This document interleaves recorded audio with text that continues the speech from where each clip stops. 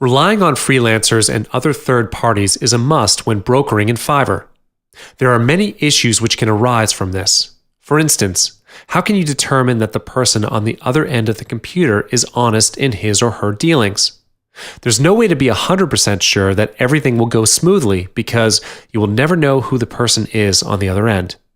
Hence, the process of screening and filtering freelancers is unavoidable for a broker.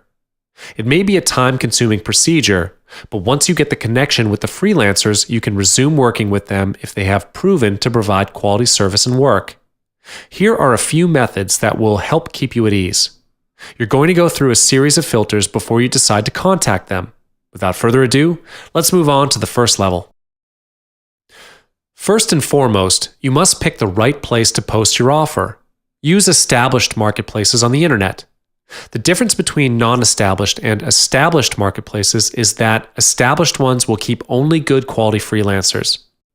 There is already a large pool of freelancers available in these established marketplaces. The following are a list of established marketplaces where you can find quality freelancers: Agent Solo, All Freelance Work, and Upwork. Many potential candidates will send you the link to their profile once you get your job posted. Read through the feedback they've gotten. Even though such information may not be able to show you exactly how reliable they are, but it does ease your work if you are hiring the freelancer for the first time. Filter the candidates by their ratings. After you've posted the job in the marketplace, you'll get a bunch of responses from freelancers hoping to get the job. Contacting them one by one would be time-consuming. To solve this problem, filter them according to their ratings. This would also help you to decrease the number of candidates. In general, there are two types of rating systems, which are the 10-point rating system and the 5-star rating system. If the marketplace that you use is using the 10-point rating system, make sure the freelancers have at least 8 points and above. If they're using the 5-star rating system, look for freelancers with at least 4 stars and above. The rating system runs this way. When their services are satisfying, their buyers will leave them positive ratings, which contributes to their overall rating. Thus, the higher the rating, the better the service they manage to provide. In this level, filter them out according to their ratings, then move on to the next step. The next method would be reading through the feedback and reviews in the profile. If you can, try to look for their profile on other platforms like Facebook.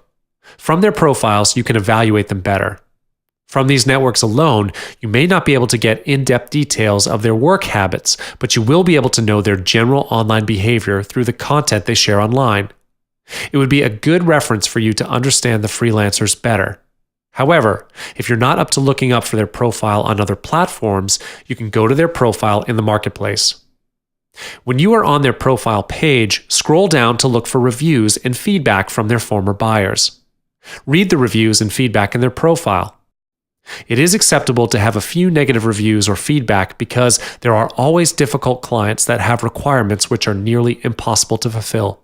However, read through the comments and take note of it. Here's a side note for you. Like I mentioned, it is acceptable to have a few negative feedback, but make sure that there is at least 90% of positive feedback from the buyers. By this stage, you should be left with just a few candidates that you would like to start a conversation with.